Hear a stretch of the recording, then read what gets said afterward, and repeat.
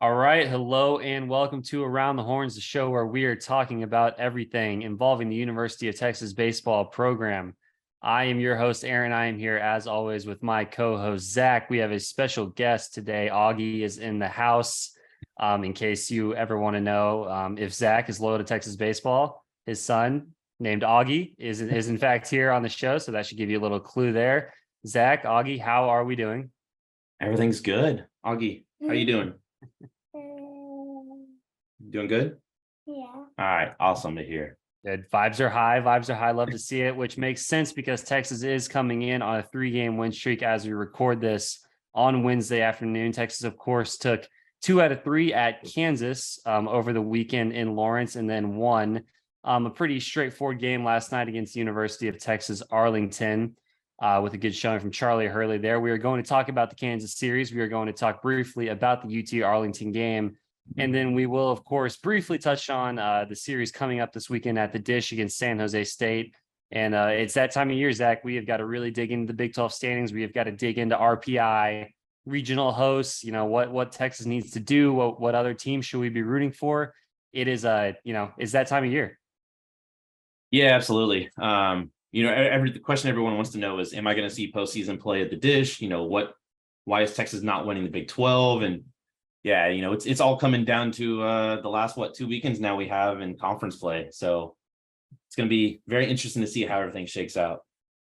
Yeah, we are making it through kind of the down period in college baseball, kind of the rough days, and we are getting back towards the excitement towards the end of the year where we can get ready to head to Arlington for the Big 12 tournament, and then wherever Texas ends up in a regional, that will certainly be fun to track. Let's go ahead and talk about the Kansas series here.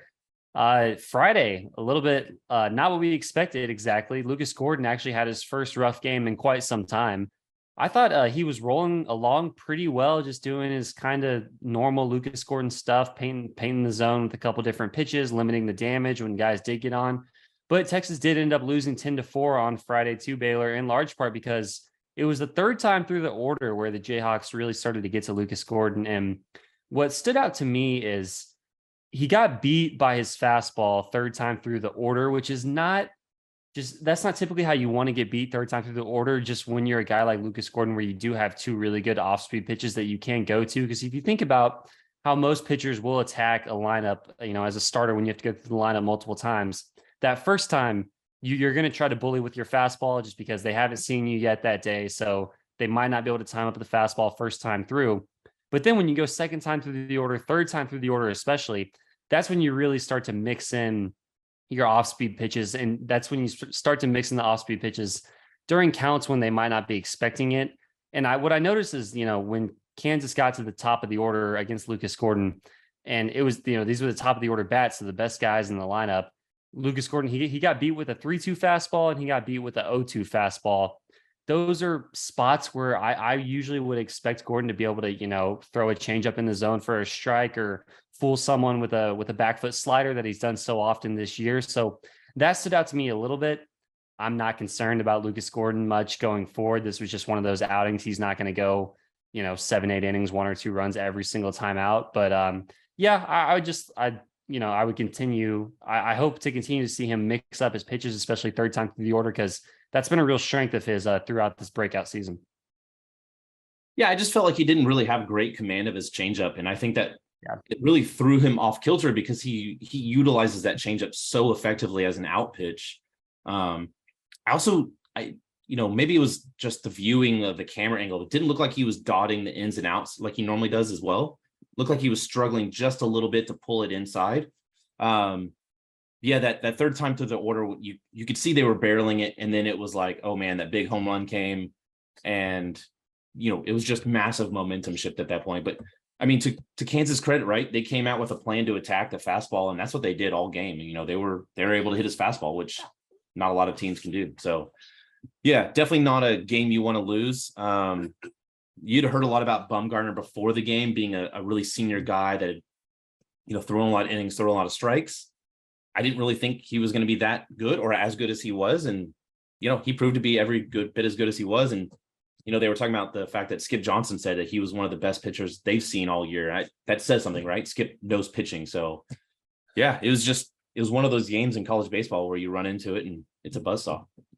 Yeah, that I definitely made the same note when they said it on the broadcast about Skip Johnson, really like this Bumgarner guy. And I was like, oh, okay, that catches my eye a little bit. I'm now slightly more concerned this guy's on the radar. And he was very solid. I mean, he was coming at him with multiple pitches. He was keeping it outside of the heart of the plate.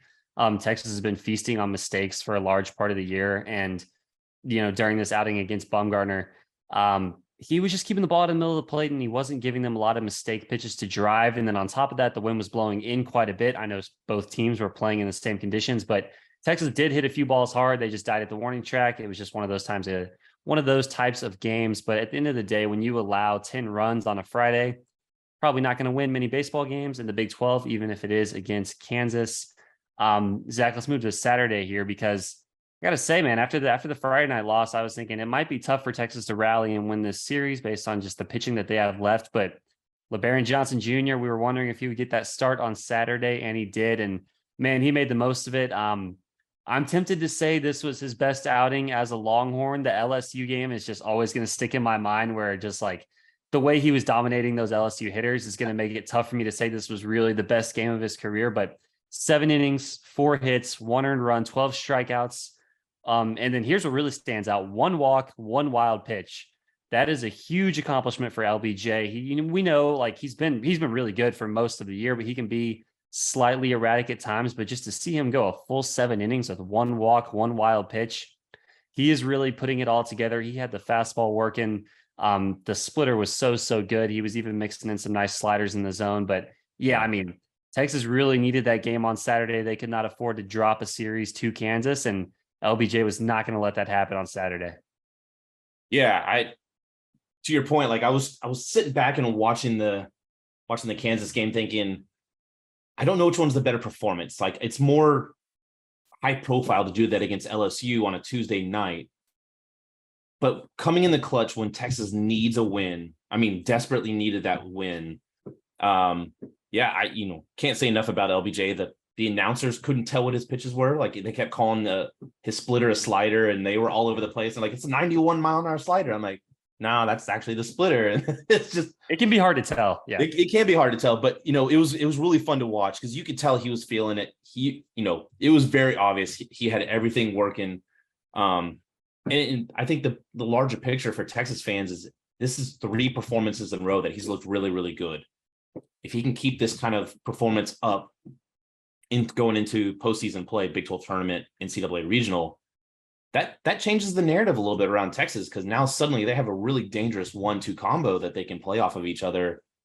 And I did think it was really funny that they had LBJ, who was 6'4", 6'5", big right-hander, and then they brought in David Shaw, who's a 6'7" lefty.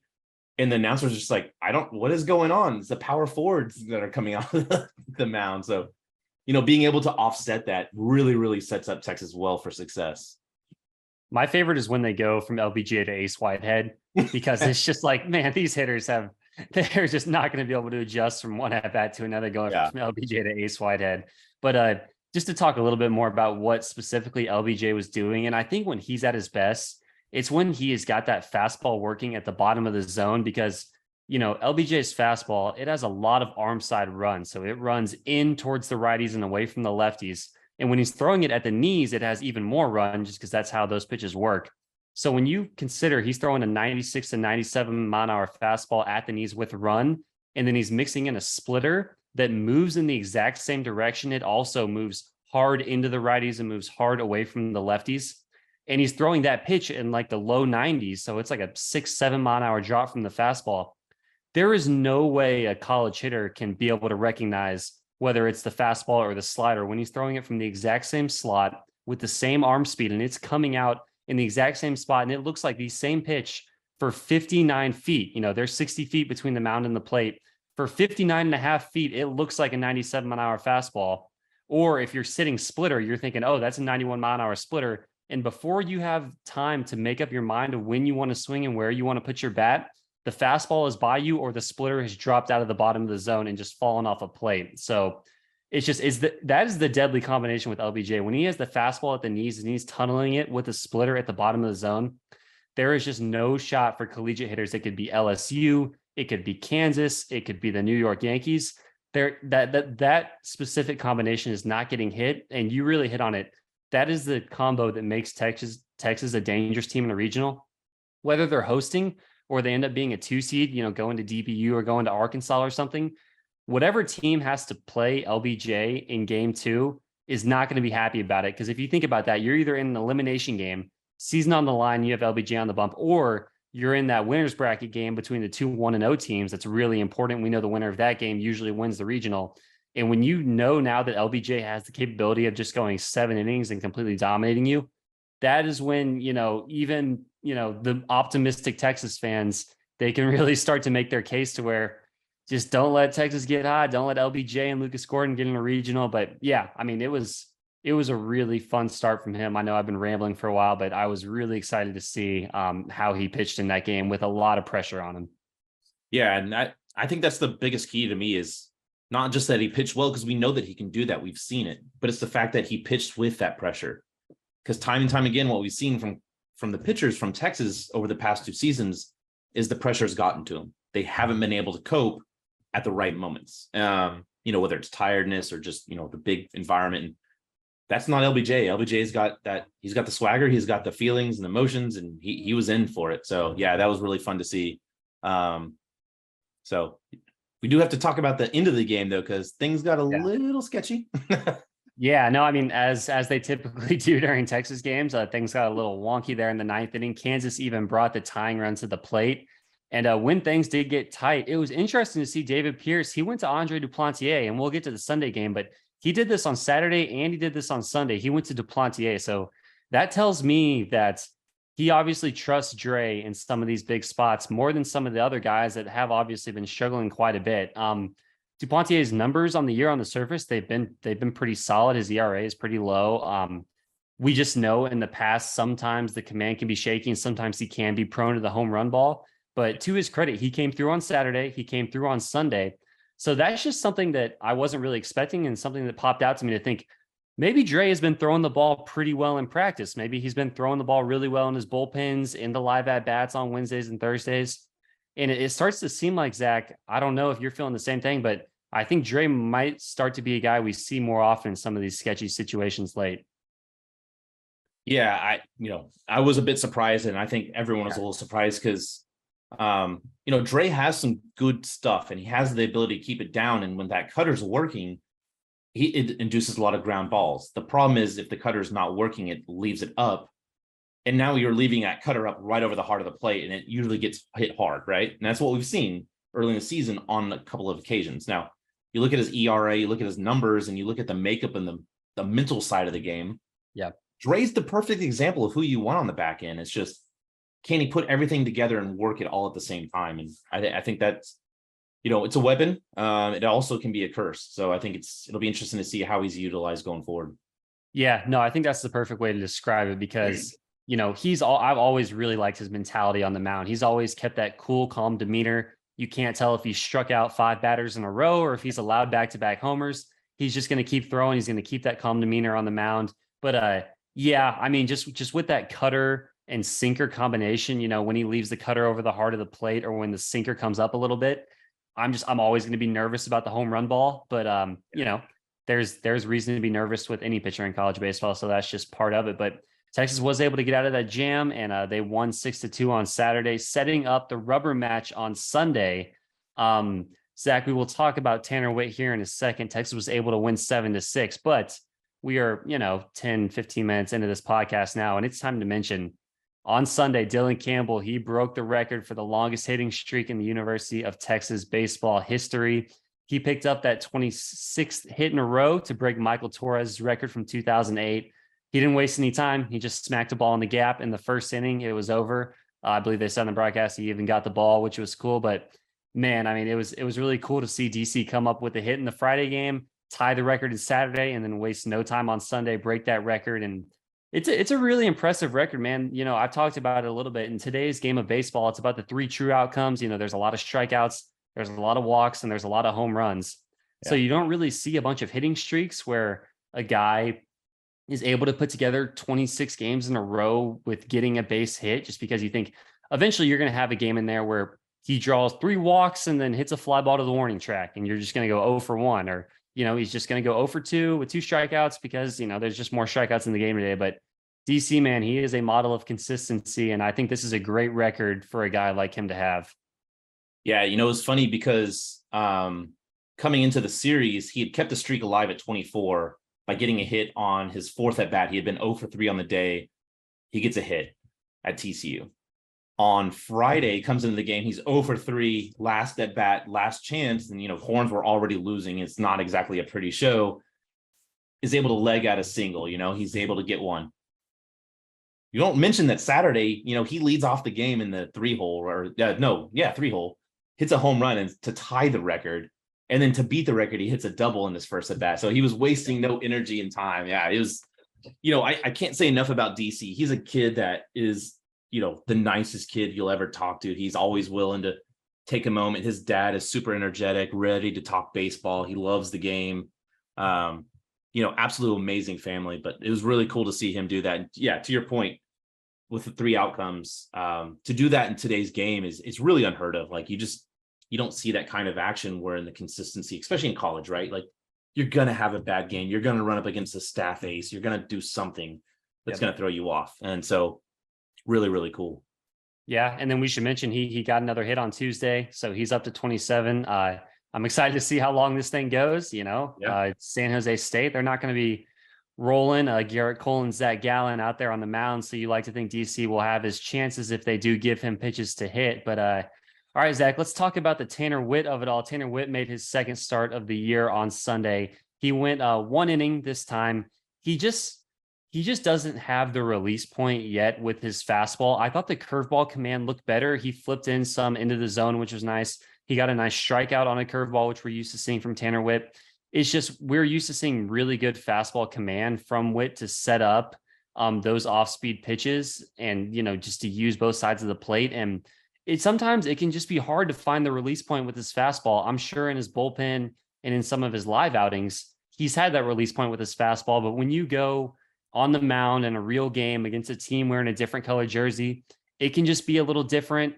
Something can be just a little bit off, which can cause the release point to be a little bit off. I think with time he'll find it, but that's the main takeaway there. I think he threw 31, 33 pitches, and I would have liked to see him be able to come out for the 2nd inning just to be able to get over the hurdle of go out there, make the start, go sit down in the dugout, cool down, and then come back out, reheat the arm up and go through a 2nd inning. That didn't happen just because of pitch count reasons. He was only able to go the 1 inning. But not overly concerned with Tanner Witt. You just got to keep rolling him out there. But it's just the fastball release point right now is all it really is. Yeah, I thought Swindell had a really good comment on this on the Tuesday night game as well. As he was saying, look, these guys, it's different for every pitcher. Some guys come in with a mentality of, look, I'm already injured. Like, I'm just going to let it rip, and they don't care. And then some people want to take it a little slower, and they're more cautious because you don't know that you can really just release all of your energy on that arm. And so he said, look, he's been mixing it up between 89 and 92 on his fastball. He's like, at some point this week during practice or during his bullpen, or maybe this coming weekend, he's going to throw a fastball and it's all going to click. And he's going to be like, oh, I'm Tanner Witt again. I can trust my arm. And that's the biggest thing. It's trusting your arm and trusting that, finding that release point and putting that stress on there is okay. Because right now you can tell like he's throwing the ball, but he's not pitching, And so, and that's one of the things, some people have issues with the command, which is that curveball and your off-speed stuff. That's not the case with Witt. Obviously, his curveball has looked really good. And in fact, I think it looks exceptional, right? It's got really good break on it. It's just him letting loose and really, really trusting that arm. But again, he's just over 12 months back from having Tommy John. So, anyone expecting him to just go out there and light it up at 96 and dot the corners is, it's just not really reasonable. So. Yeah, I think this will be the weekend. Get him back to the dish. I mean, it's weird to make, to have all this recovery. Wait, what? I was gonna say, you're pointing out like back-to-back weekends. His first starts on the road at TCU, on the road at Kansas. Yeah, I mean, you do 12 months worth of rehab, and you're doing all that rehab in the same training room, and you're throwing on the exact same spot down the right field line, and you're throwing all your bullpens on the exact same mound, and you're throwing all your live hitting on the Disch-Falk field mound. And then all of a sudden, when stuff, when it really comes time to go out there and play a real game, you're in freaking Fort Worth and you're in Lawrence, Kansas. Like, those are not serious places. He just needs to get back in Austin, find that release point at the UFCU Disch-Falk Field mound. And then from there, he'll probably be back to normal. So that's what we're looking for this weekend against San Jose State. Zach, we got to talk about after Tanner Witt was removed from the game. I got to tell you, man, when I woke up Sunday morning and I was thinking, all right, Texas is playing a pretty big rubber match today. They need to find a way to win this game. You've got DJ Burke, you've got Heston Toll. Hopefully Tanner Witt can give you one or two. When I woke up, I was not expecting a 9 strikeout, 5+ inning relief performance from Travis Staley. But I should have seen it coming, because that is just, it's the Travis Staley experience, man. We've talked about it before. You don't know what you're going to get. But he was money on Sunday in that pivotal game. And he gave them so many crucial innings that they needed. He gave them 9 strikeouts, and he was flat out awesome out of the bullpen. Zach, I don't know what it means going forward. I don't know what to say other than, like, he came up huge when they really needed it. And credit to that guy, man. He has had a lot of ups and downs, and the downs have been pretty drastic downs, but he always seems to come back with something. Like, he never throws in the towel. He never mails it in. He just seems like he keeps getting up there on the mound. He makes his adjustments and he keeps coming back. So yeah, I mean, it was a crazy performance from Travis Staley. What were your takeaways when you were watching it, as he just kept putting up quality innings and striking out hitters? Yeah, I gotta say, I too did not have the bingo cards of the Travis Staley 9 strikeout. What, it was 5 or 6 innings? Yeah, that just wasn't in my bingo cards, right?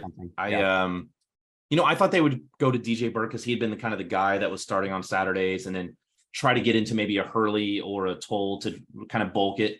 The good news was they really had a lot of arms available because of the work that LBJ had done, because of the work that, even Gordon not doing great, they still ate up some innings, right? So yeah, that really impressive. I think one of the things that people have to remember about Staley is, he's had 2 major surgeries on his arm. He's had back-to-back Tommy Johns coming out of high school.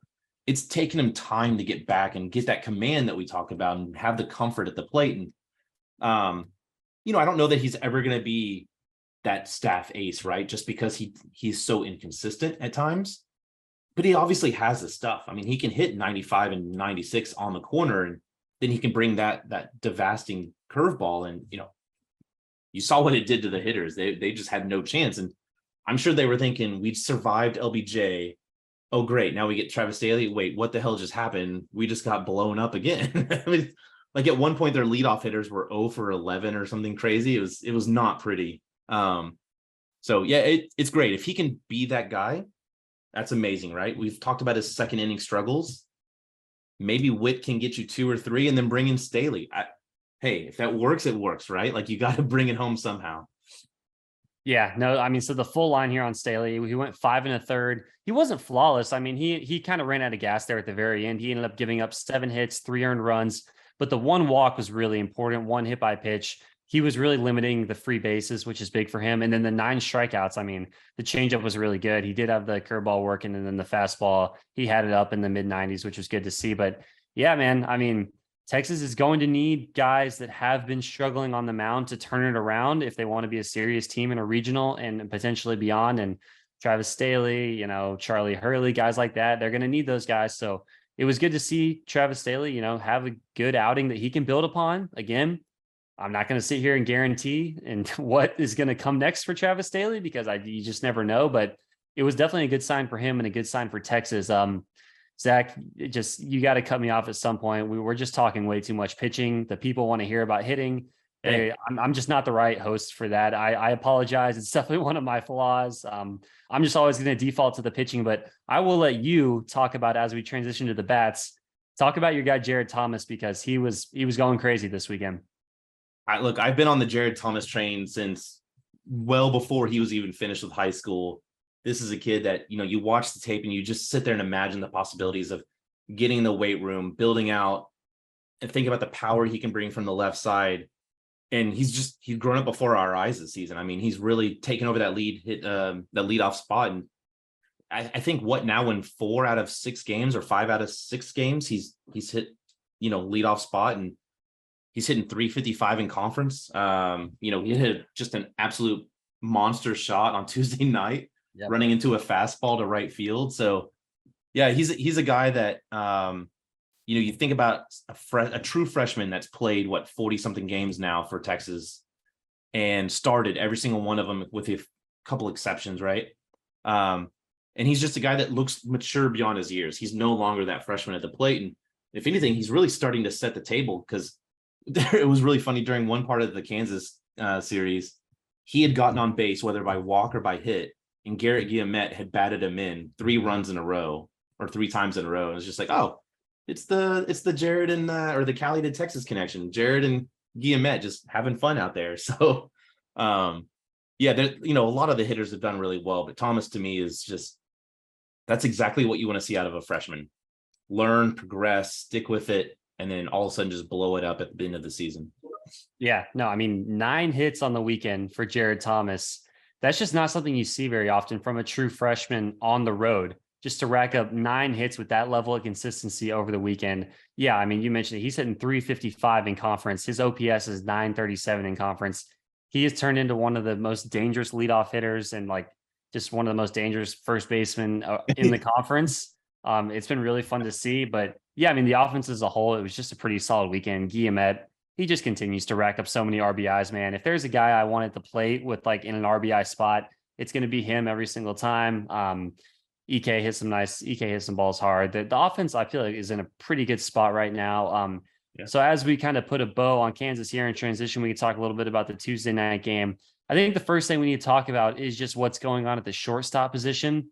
So it's been tough, right? Because you have Mitch Daly at the beginning of the year. He's showing some signs of life at the plate a little bit. The defense is a little bit of a concern, but then he really starts to pick it up on defense, and he's been a pretty good defensive shortstop for Texas for most of the year.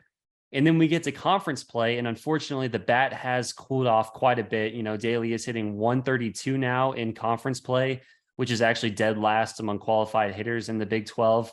And it's tough, right? Because you think about Jalen Flores, and he was, the really highly touted freshman along with Jared Thomas.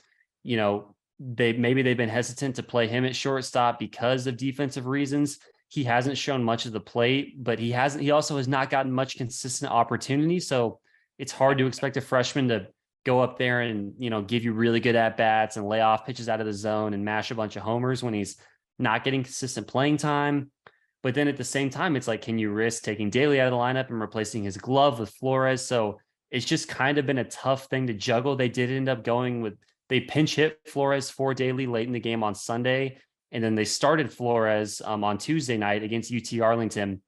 It's just something to watch down the stretch here are they going to stick with Mitch Daly and hope he can turn it around at the plate? Or are they going to go with Jalen Flores, maybe give him a little bit of consistent playing time and see if the glove can be good enough, and then see if the bat maybe can heat up, as he gets more consistent playing time and can see more pitches? And I think that's honestly, if anything, what Flores needs is time. He needs those reps. One of the benefits that Jared Thomas has got at first base is he was the first baseman. He was the guy. And whether good, bad, or in between, he's gotten a lot of at bat reps. And that's what Flores needs, right? Like, we've heard that Flores has looked great in practice. Now you take the practice translation over to the game, and then you take the game translation into your overall, every single day in and day out. You don't have a 2-hit game here with a home run and then go 0 for 4 the next day, right? So it's about building the consistency through the reps, putting in the work.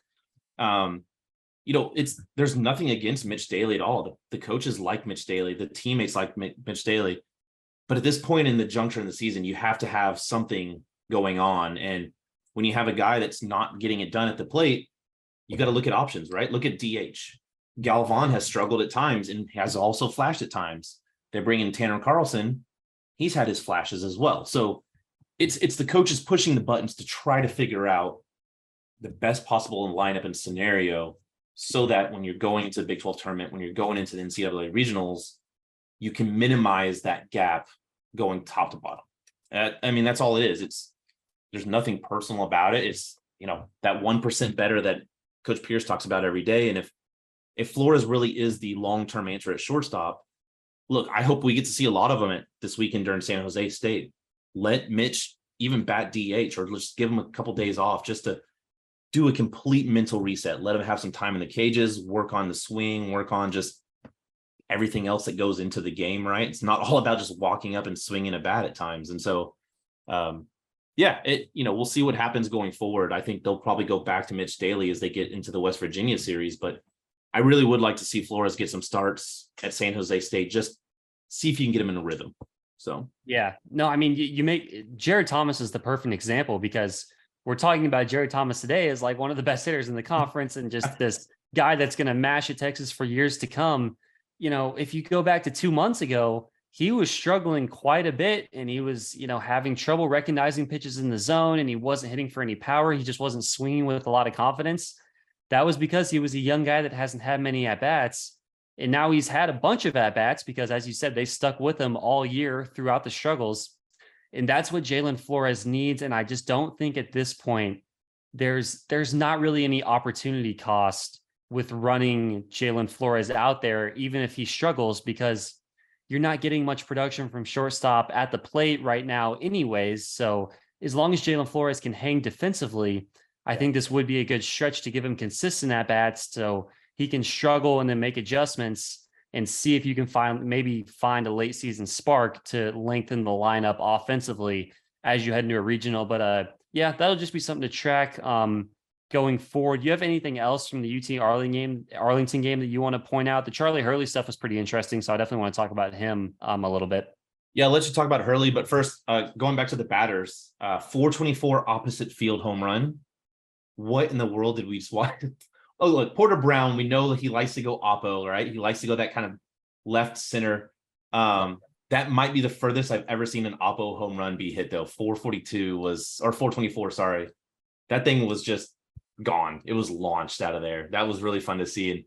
And Porter hasn't been maybe the sharpest lately at the plate, so that was really good to see him kind of hone in on the zone. And again, Peyton Powell, that dude's just a monster against left-handed pitching all year long. He's been probably the most consistent and best hitter for Texas. And, he really put that on display on Tuesday against UT-Arlington again. Yeah, no, I mean, we had 3 of the lefties go yard against UT-Arlington, and I thought all 3 of the home runs were just really impressive individually. You had Jared Thomas. He just smoked one off of the completely unserious scoreboard out there in right center field that rarely gets hit, but Jared Thomas hit one off of it. Peyton Powell, yeah, you mentioned it. He just absolutely launched the ball in the first inning, really set the tone there. And then Porter Brown, he's been hitting fine. He just hasn't been hitting for much power lately. And he absolutely drilled. I mean, it's very rare in college baseball do you see a no-doubter to the opposite field, but that was a no-doubter. You could tell off the bat, okay, that thing's gone. So Porter Brown driving it to the opposite field, that was good to see. As usual, with the left-handed hitters hitting home runs, I'm going to nitpick. I need someone to hit the taco sign one time. It's got to be a left-handed hitter. So just to sit here and talk about 3 really impressive left-handed home runs, none of them really coming close to the taco sign, that continues to be disappointing. But I don't know, Zach, maybe one day my hopes and dreams will come true. One day someone's going to give you some free tacos by hitting that sign. And we have clarified, it doesn't have to hit the bullseye. It has to hit the sign. So there's a pretty big target out there. I mean, let's go. Yeah, no, it's honestly a complete joke that it hasn't happened yet. And I'm very disappointed, but let's talk about Charlie Hurley a little bit, because he, in fact, did get the start on Tuesday night. I didn't know if it was just going to be a 2 or 3 inning thing, but in fact, they did try to stretch him out a little bit. He was able to go 5 innings for the first time in a long time. And it was really good to see, because he had been struggling a bit lately, and the command was back, Zach. He needs that sinker and he needs the curveball. Those are the 2 pitches for him, because they feed off each other. He likes to throw that curveball, just to get ahead in the count, which is how he should be using it, as kind of a big finesse righty. And then he likes to use that sinker to get ground balls and to get weak contact. And when he's not locating those 2 pitches, he's just not going to have much success. But I thought the sinker was pretty good. I thought the curveball was a lot better in the zone, flipping it in for a strike during, any given count. And it was good to see him be able to go 5 innings, Zach, because this is the time of the year you start thinking about the Big 12 tournament. You start thinking about a regional. This is the time of year where you need 4 or 5 pitchers that can be extended, that can give you a start, that can give you 4 to 5 innings, because you might be playing a lot of games in a lot of days. So it seems like they're trying to set Charlie Hurley up for that role. So even if it was against UT-Arlington, it was good to see him, have pretty solid command for 4 or 5 innings, as they do try to stretch him out and get him ready to give some bulk outings during some of these tournament style weekends. Yeah, I thought Hurley did a really good job. He had one inning that he kind of gave up some back-to-back hits that, they were just barreling it up. I didn't think his curveball was always the sharpest at times. He was still leaving it a bit low into the dirt, but that's where he pitches, right? He lives at the bottom of the zone. He lives just above the knees and below. And so the thing for me is, as long as he's putting in a competitive fastball, if he can complement that with that breaking ball, even if it's not perfectly where you want it, it's still going to drive those hitters to try and swing at it because they got to stay alive. So yeah, really, really good job by Hurley. I liked what we saw out of him. Got to see some other younger guys like Minchie on as well. He continues to pump fastballs. He's got a really good changeup. I think for him, it's just harnessing. I think at times he maybe overthrows just a little bit, but look, it's a live arm, right? That's a kid that can grow and really become something over the next 2-3 seasons. So. Yeah, no, it was good to see. And then, David Shaw looked really good. Heston Toll was solid. So I don't know. I said it last night. I was like, it's the stretch against a not great Kansas team and then UT-Arlington, and then they're going to beat up on San Jose State. And it's like, they're going to suck us back in again, aren't they? Like, they're just going to play really good baseball for like 5 or 6 games. And the pitching is going to look like it was early in the year. And they're going to suck us right back in right before Arlington and before a regional. And it's just going to be a lot. But all right, let's talk about some Big 12 here. Texas only has one Big 12 series left. We will have to wait until next weekend for that. Texas sits at 12-9 in Big 12 play right now, which is good for 4th. We've got West Virginia at the top of the conference at 13-5, and then Oklahoma State and Kansas State, who are about to play each other this upcoming weekend, they are tied for 2nd at 11-7. Zach, what stands out? What does Texas need? What are the possible scenarios? Where do you want to go with this? Yeah, starting off, let's look at the RPI, right? Texas is at 25. They are within spitting distance of maybe working themselves into a regional host. I think the thing that really is going to be interesting to watch is Texas is going to need some outside help, but they also it's win every single game. If they go 6-1 over the next 5 games, I'm sorry, if they go 5-1 over the next 6-1 on the homestand, which they're already 1-0. Right? Yeah. That sets them up really, really well. Obviously, they need to sweep San Jose State and they need to win the series at West Virginia. If they are able to do that, they put themselves into a position going into the Big 12 tournament to make the case that, hey, Texas should be a host. Now, they'll probably still need 2 wins. I think the downside there is that we saw last year where the NCAA committee put almost zero thought into what happened in the Big 12 tournament. It was just like, oh, that happened? Don't worry about that. And so my only concern is that they're going to play just good enough to be a regional host, but fall short. And I think that's where they end up, right? I think they end up as a number 2 seed. West Virginia has the 18 overall RPI. Oklahoma State's at 20. Texas is going to need help from Texas Tech to beat West Virginia, take at least 1 game, because otherwise a sweep by West Virginia wins the conference outright. That's game over. So they're going to need help from Texas Tech this weekend. And then they're probably going to need some help from Oklahoma to take at least 2 games away from Oklahoma State. Because if you look at the Big 12, where they're at in RPI, where they're, the other teams are at, the Big 12 isn't getting 3 regional hosts. They'll get 2 maybe. And so Texas has to find a way to jump up above Oklahoma State, especially considering Oklahoma State won the series. So, they're right there. Again, Tech at West Virginia this weekend, it should be must-watch TV for anyone that's a Texas fan. The other sneaky series is K-State at Oklahoma State. They're both sitting there tied for 2nd right now. Realistically, you want K-State to come out of that with a series win because Texas holds the tiebreaker. And then you hope OU can pounce on that, and they've been playing much better, to steal at least 1, if not 2 games from Oklahoma State. So it'll be interesting to see. The other aspect is that final weekend between Oklahoma State and TCU is going to loom large. You're going to have to be a Horned Frog fan because you want Texas to jump or at least have the same record as K-State. And in order to do that, right, TCU is going to have to at least win probably 2 games. So that's kind of how everything shakes out. But I still see West Virginia winning this conference, whether it's 17-7 or 16-8. I don't see them coughing a bit at this point. Yeah, no, I agree with everything you said there. What stands out to me is it's the Oklahoma State part is what really I think matters most to me at this point, because you talked about it.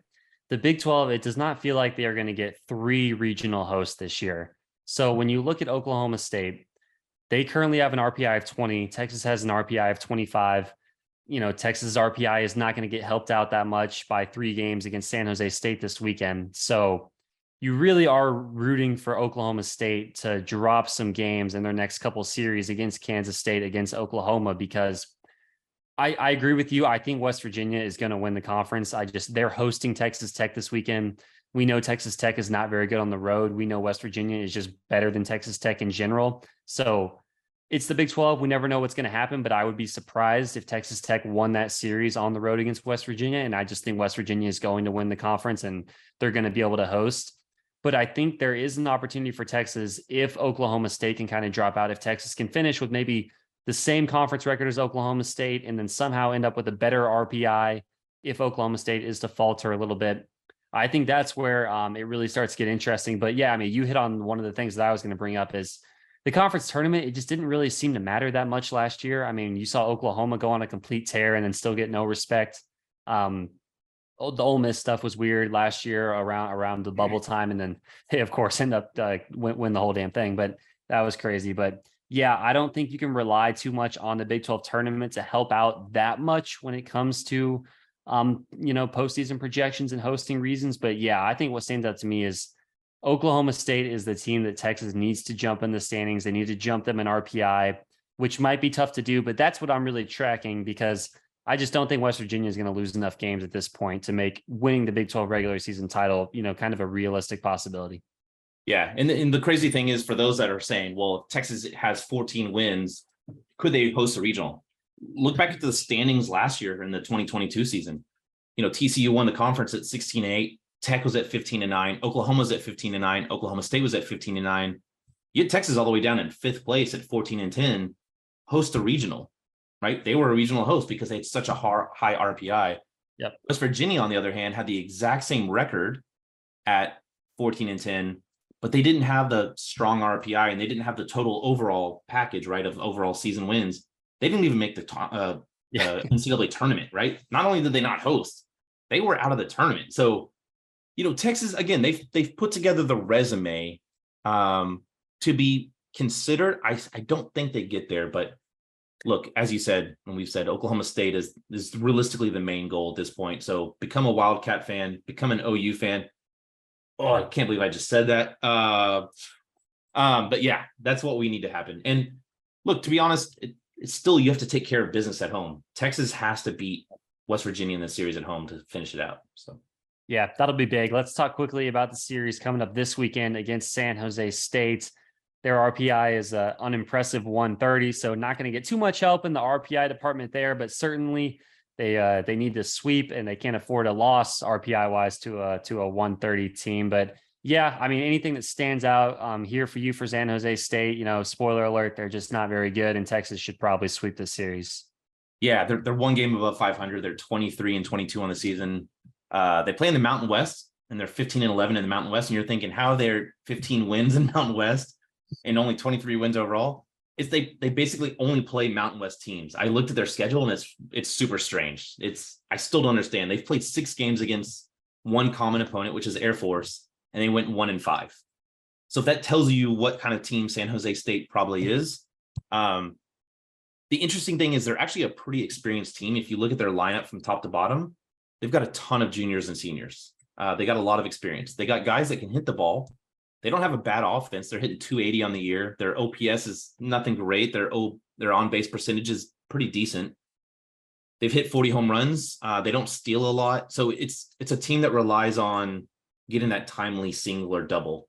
So all Texas really has to do this weekend from a pitching standpoint, attack the zone and play good defense. And I think you come out looking really good. So yeah, I don't know if you want to touch on the starters, but offensively, if you're looking at someone, the big name is Hunter Dora. I don't know how you pronounce that. 345 on the year with 7 home runs. He gets on base at a 452 clip. And then the other guy's McAdoo, McAdoo, 339 with 6 home runs. So nothing crazy. Yeah, no, and then on the mound, they ran out two lefties. They ran out a lefty on Friday and a lefty on Saturday last weekend. So back on our left-handed stuff at the dish this weekend. The lefty Mickey Thompson on Friday. He's been their Friday night guy all year. He's been pretty solid. He's a junior. He's 6'1". His walks have been up quite a bit. He doesn't strike out many guys, so that's never really a great combination.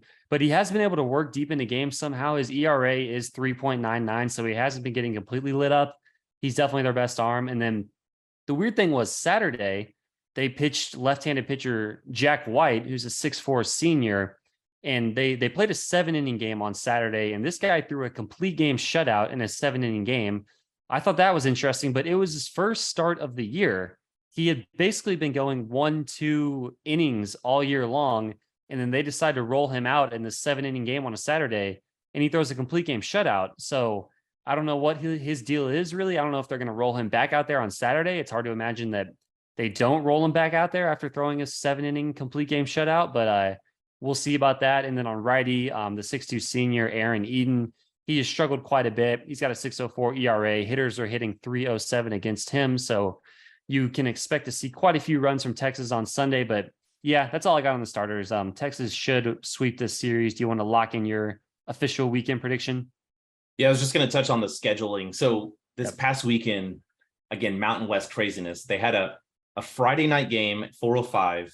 That was a completion of a postponed game from March 10th that they lost. The second game of the doubleheader was canceled.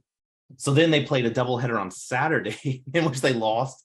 And then they won the second game on Saturday. And the reason it was only 7 innings because they played that second game, which was of the doubleheader, right? They won 4-0. And then they played again on Sunday. So just complete schedule madness. Like if I'm their team, I'm like, what the hell just happened? I played 4 games, 3 games, 2 games. I don't know what I've done. But yeah, sorry. To predictions, if it's not a sweep, then God forbid us, because they went 1-5 against Air Force, and I have all the respect in the world for Air Force. Air Force is not the world beater they were last year. So they're an experienced team, but this is at home. Texas should sweep. Yeah, no, I'm going with a sweep.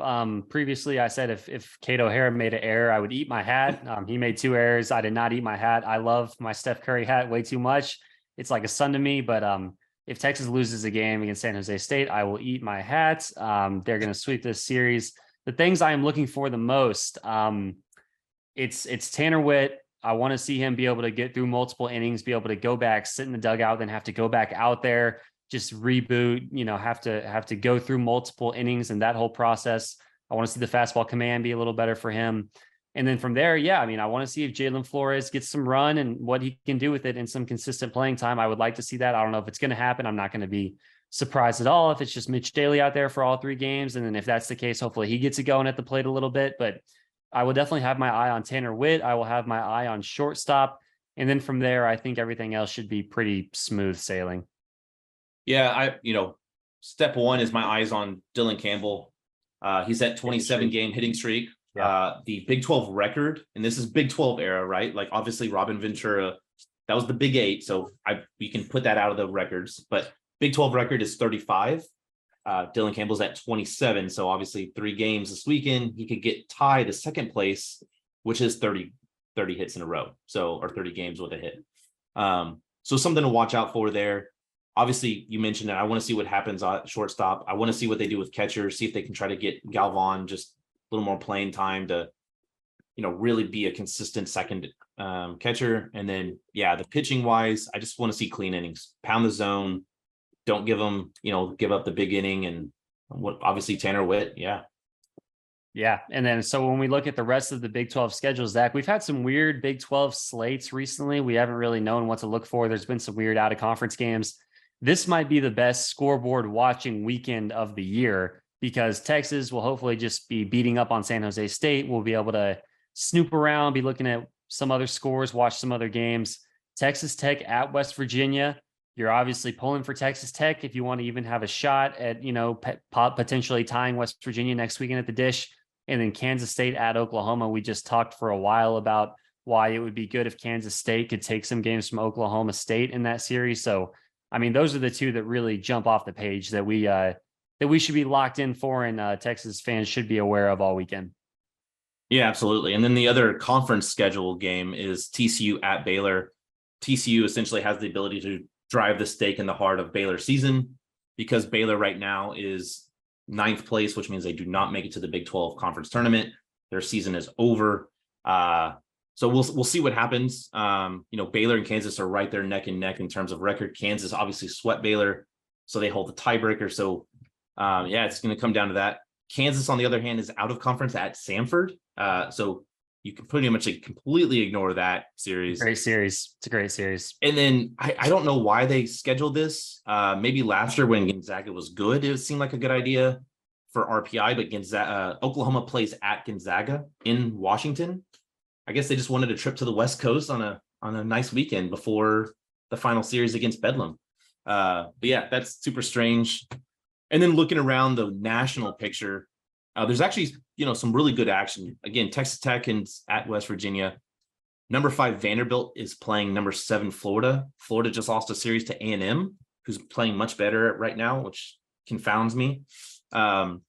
Kentucky's playing Tennessee. Kentucky's been really good as of late. Tennessee is pretty much fighting for their life in their conference right now. I mean, they're going to make the tournament, but they just haven't been very good. They've been really up and down. Probably one of the most excited games I'm going to watch. And this obviously plays into what I said. You need help outside. But Dallas Baptist is playing UTSA. By all accounts, Dallas Baptist is considered one of the top 16 seeds right now.